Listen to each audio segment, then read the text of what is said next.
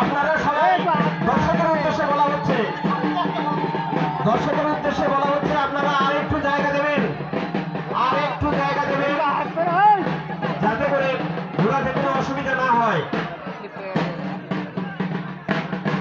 খুব সুন্দর অনুষ্ঠান হচ্ছে, আস্তে আস্তে ধীরে ধীরে ঘোরা।